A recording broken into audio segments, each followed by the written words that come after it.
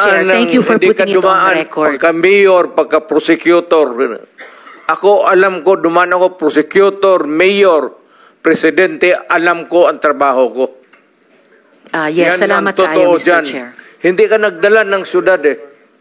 You never Totoo had po, a Mr. chance Chair. to solve the problem of a community.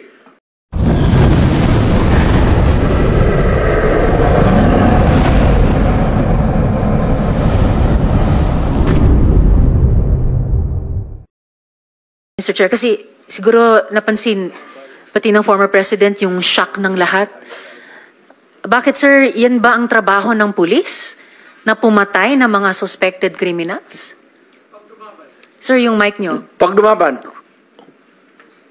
Bakit Iba sila po yung pagka-express kasi kanina, so I had to clarify. Bakit Salamat, sila- SP Pro Tempore. bakit sila Salamat, Mr. makamatay? Chair. No. Hindi yan ang tanong ko. Talagang napaka hindi magandang impression po ng mga statements kanina. Kaya I appreciate the candor of Yusek Kuy at pati kanina ni General Danao. Look, ma'am, about it. may I Salamat tayo, Mr. interrupt Chair. you? I'm done, Mr. Chair. for now. Kindly. Go ahead, Itong sir. mga to, ma'am, galing ito ng mga sa Academy PMA. Hindi ito mga bubo. Hindi rin ito papayag na utusan mo ng illegal. Doon nga sa Academy nila, sa PMA, they are from there to, yung ano talaga yung batas. Kaya pag inutusan mo yan, sabihin mo, patayin mo, sabihin, sir, mukhang hindi pwede yan, sir. I tried. Ako mismo, I tried. Ako, marami ako, patay mo, sir. Kulong mo na lang natin, sir. Sabi ko siya, siguraduhin mo lang na hindi ma-release. Kasi gagawa ng kalukuhan yan uli and they will mag-hold up na naman yan. Yan ang lalo na yung mga kaso na magnakaw tapos mag-rape tapos magpatay o Mr. Chair. Can we let the President complete his sentence? What were you trying to say, sir? That Yes, mag-rape, magpatay, magnakaw, magpatay, and then what do we do with them? Ganun na lang ang sadness ko sa trabaho ko. Thank you. Kaya hindi ko lang sinabi ko yan kasi hindi ko lang sila mautusan ng gano'n na gaya na sinabi ko, nag-rape ng bata, yung pinatay, patayin mo. Hindi ko mautusan itong mga to. Sabi ko, karamihan sila PMA, hindi maniwala yan ang ganon. Sabi man, sir, mahirap yan. Kulungin na lang natin, sir. Walang dumaan yan sila sa... There was never a time na sinabi ko, patayin ninyo yan. Minsan yung harap-harapan sa crime scene, nakita ko yung bata, 3 years old, rape, patay, tapos nandoon yung tiyuhin. O sinabi ko, putang, patayin mo. Out of outrage. In the moment of outrage yung, putang, patayin. Sir, kulungin na lang natin yan, sir. Ano nangyari doon, Mr. President? Yung insidente na yun, napatay nga yung tito? Pinatay? Hindi. Hindi. Mr. Chair. Yes, Senator Risa. Alam ko po na matatalino mga taga-Philippine Military Academy. Hindi po yan ang issue. Ang kinaklarify ko po ay kanina sinabi nyo na in-encourage nyo ang PNP na i-encourage yung suspect na lumaban. Yes. Para mapatay, para Yes. masabing nanlaban. Correct. Correct. Para That was a very ma-minimize. incorrect. Correct, yes. Very incorrect po, if I may Yes, say, as a it's not, civilian, sa okay, professional police. It Salamat depends kayo, on, Mr. Chair. ano na natin yan, ma'am. That's your view, that. Mine. It's not my view only, Mr. Chair. Thank you for putting it on record. Pagka-mayor, pagka-prosecutor. Ako, alam ko, dumaan ako, prosecutor, mayor, presidente, alam ko ang trabaho ko. Yes, Yan salamat ang totoo kayo, Mr. dyan. Chair. Hindi ka nagdala ng syudad eh. You never Totoo had po, a Mr. chance Chair. to solve the problem of a community. Huwag nating kalimutan, may bombshell na inamin ang dating presidente kanina. Sinimulan niyang i-implicate, ilaglag yung mga ilan sa mga dating PNP officials natin na involved daw sa Davao Death Squad noon. Pero sila mismo, sinabi nila na may death squad sila. Siya. Bagamat hindi daw pulis, may death squad siya. Yun yung iniimbestigahan nga natin dito, Mr. Chair. Yung war on drugs, yung extrajudicial killings na nangyari nung war on drugs, sinimulang modelo sa Davao noon, tapos iniimbestiga natin kung yun ang ginamit na template o modelo para i-scale up nationwide. So, bombshell yung sinabi po ng dating presidente na meron na silang death squad. Ano man ang pangalan yan, police o non-police ba yan? Kasi it looks like what we are investigating now, yung ginamit na instrumento para sa war on drugs na nagbunga ng napakaraming extrajudicial killings. You are For the record, Mr. correct, ma'am. React, sir. Tama Thank you, ka talaga. Mr. Chair. Tama ka talaga. So, ganito na lang. Huwag na lang yung pulis. Kawawa yan, wala yung sa experience, Davao, ako. Imbestigahan niya ako. Set a date for an investigation para sa akin. Ako ang imbestigahan ninyo. At kunin ninyo yung record sa Davao yung namatay.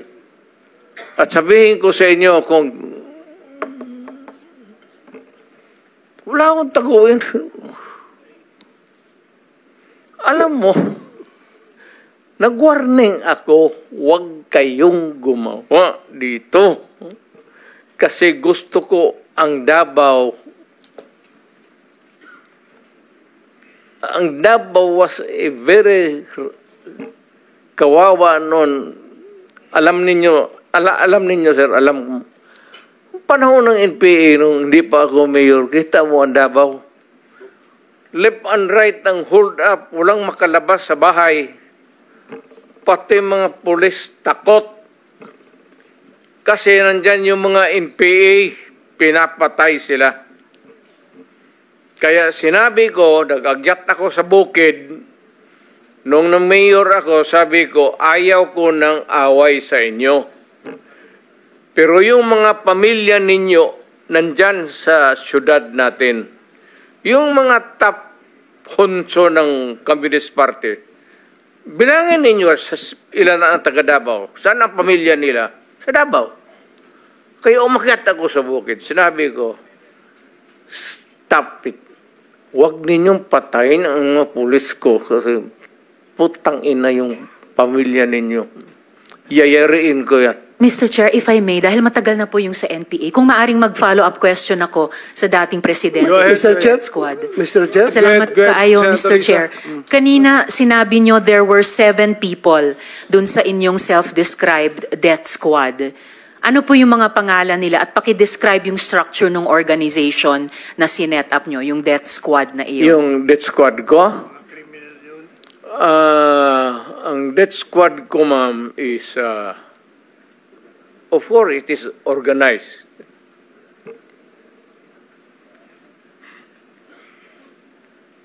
Hanggang dyan lang. Ano po yung structure ng organization na iyon? Against criminals. Hindi po, yun yung task siguro na binigay nyo. Pero anong structure ng death squad niya iyon? Structure against crime and criminals. Ibig sabihin, ano po yung setup? At sino yung 7 yon na miyembro ng death squad Fight nyo? crime.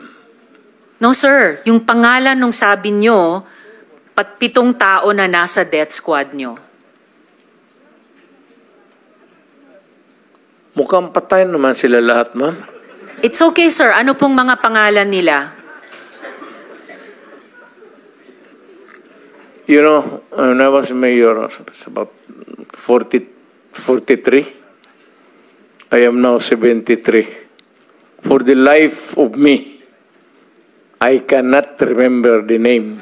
And ano po yung structure nung pitong yon? Merong bang team leader, may 2 tenyente, then may 4 pa na tao? Ano po yung structure ng organization na iyon? I said I am 73 years old.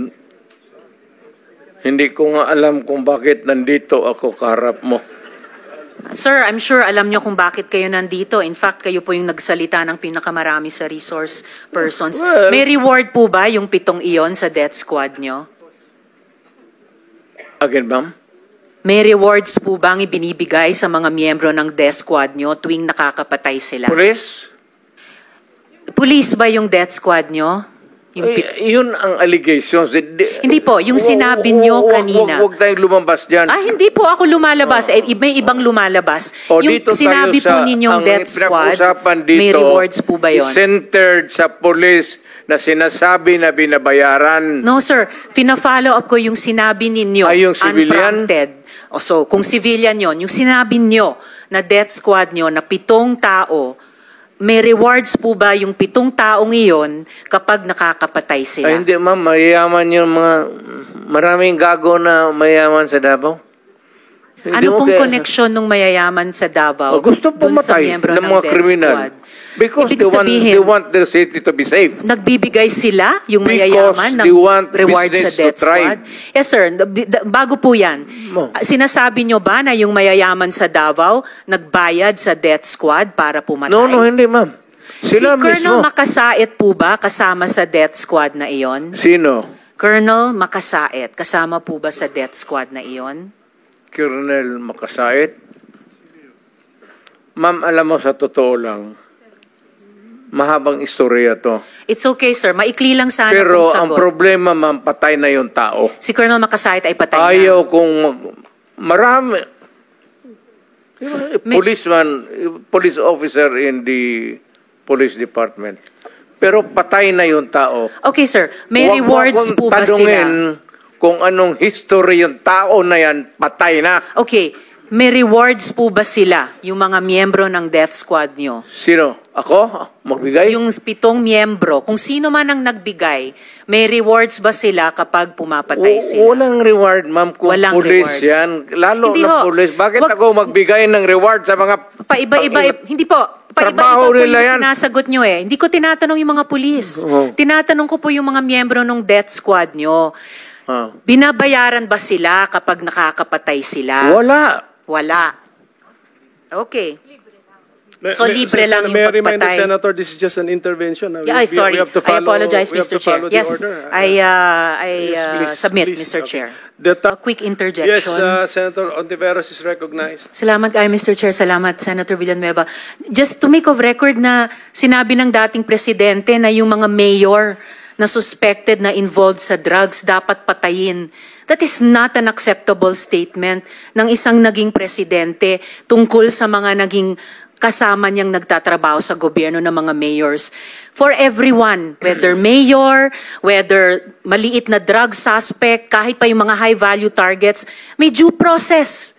And the president of all dapat ang nag-uphold niyan. So unacceptable po sabihin na ang mga mayor na drug suspect ay dapat patayin. For the record, Mr. Okay, Chair. ma'am. Ganito yan. Mabutit dumating ako dito. Pasalamat talaga ako para lumabas, ilabas na lang natin yung totoo. Alam mo, pagka mayor, pagka sindikato, hindi mo matanggal yan. Hindi mo basta-basta matanggal yan. And they are there, so many stories abound. Hindi na ako kailangan magbigay ng example sa inyo. Dito sa Maynila, mga mayors, pera. It's always money, money, money, money. Kaya pagka nandyan, either they are in cahoots with the law enforcers or yung ibang mayor takot. Yung sa probinsya, kung magka-mayor ka, kaya wag kayo, may nakikinig ngayon, wag kayo magpili ng mayor na pitsugin. Kasi wala talagang mangyari. Pagka mayroong mga sindikato, ex-policemen, ex-soldiers na may baril, tapos takot kang mamatay, walang mangyari sa siyudad mo. You have to, maraming problema na nakatago, ma'am, na hindi natin nakikita. Nasa undercurrent yan. Hindi natin nakikita yan. Sino po ba yung mga yon? Hindi, all over. Mayors. All over. Hindi ko masabi. Just for the record again, Mr. Chair, and with thanks to Senator Villanueva, unacceptable na sabihin ng isang dating presidente or kung sinabi ninyo noon nung presidente kayo na ang sino mang suspect, maliit man, malaki, mayor, na suspect sa drugs ay dapat patayin kasi may due process po. Salamat kayo, Mr. Chair. Salamat, Senator Villanueva. Yan, Mr. Chair? Yan that is my stand. If you do not agree with me, I'm sorry. But I'm dealing with a serious problem of my country. Hindi mo madala sa pakiusap yan. Sabihin mo, putang ina, huminto kapag hindi, tutudasin kita. Yun ang, lalo ng pulis. Putang ina itong mga pulis. Pagka pumasok yung pulis, hindi mo sabi, hoy pulis, huminto ka. Puntahan mo yung pulis, sabihin mo, mga pulis, kung mga tao na harapin ko, o dito, let us be, labas na lang natin yung, pati yung lungwahe. Pero Mr. Chair, forgive me for interrupting. Hindi, Speaking of patapusin mo lengguwahe, muna ako. sorry sir, Mr. Chair, baka maaring ang resource person tumigil magmura kasi bahay natin itong Senado eh. Salamat kaayo, Mr. Chair. Thank you. Hindi tayo Mr. President, sir, excuse me, sir. I am relating a conversation. I am hindi Yes, ako nagbumura. Mr. President, okay. Sinasabi ko yan kung ano ang sinasabi ko doon sa Correct. tao. Klaro na po yun, Mr. President, na when you relate to the police officers, may kasamang mura. Pero okay na, klaro na po yun. Pwede na nating hindi ulit-ulitin, Mr. President. Hindi lang, Kung pwede sabihin ko lang. sa kanya, papatayin kita. Hindi lang ako magmumuro sa... Okay. Thank you. Senator Risa Ontiveros is recognized. Salamat kaayo, Mr. Chair. So, bago po magsimula, gusto ko lang pong ipaalala sa ating lahat na seryosong usapin ito. At tiwala ako sa chair ng subcom na seryoso tayo dito. At hindi ko po na-appreciate ang napaka-casual na mga sagot ni dating presidente tungkol sa patayan. At tumatawa at pumapalakpak pa ang ilang kasama dito sa session hall. So siguro, tigilin na natin yung nakasanayan natin na normalize at gawing katatawanan ng patayan. Sir, sabi nyo, when you are confronted by a criminal, you must overcome the resistance. Ibig po ba sabihin na lahat ng na EJK may baril? Kasi kung gano'n, nasa na po kaya yung mga baril? Dapat may libo-libo ng baril sa custody ng PNP. Do you have any thought on that? No, that is you're asking somebody somewhere or to make an accounting which is not possible. That your question cannot be answered here. All right, sir. So, but I think it can be questioned kung hindi nyo kayang i-address, itatanong po namin sa PNP. Sabi nyo rin po kanina, you take full legal responsibility for the consequences of the drug war. Yes. Kanina rin, Yes. kanina rin sabi nyo maraming mali. No? So, halimbawa, si Kian De Los Santos, menor de edad, hindi armado, nagmamakaawa, pero pinatay ng mga pulis sa drug war. Oh. Do you take responsibility for the death of Kian De Los Santos?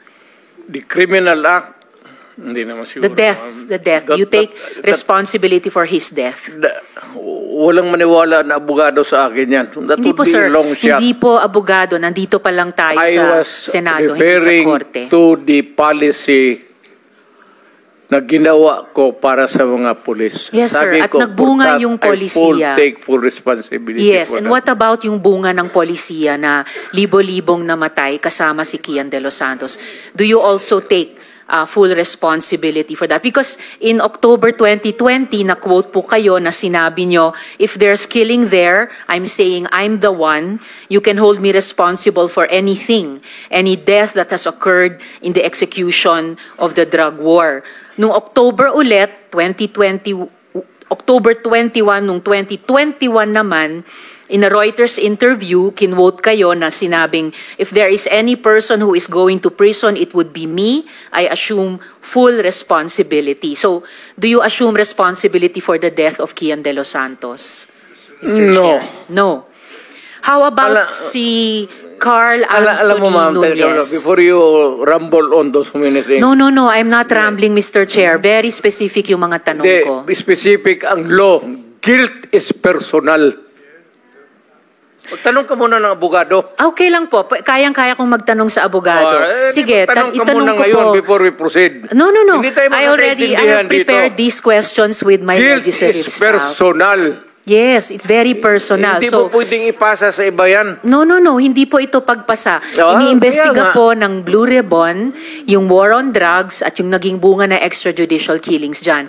And I am basing my question dun sa mga sinabi ninyo repeatedly, parang tuwing Oktubre nga sinasabi nyo na you will take responsibility. Correct. So now let me ask you about Carl Anthony Nunez, 20 years old. Walang nahanap na droga o baril sa katawan niya. Sabi nga ng investigador, mistaken identity. Do you take responsibility for his death? You know, ma'am, can I ask for a recess of just a It's few all right, minutes? Mr. Chair. Yes. Hearing is suspended.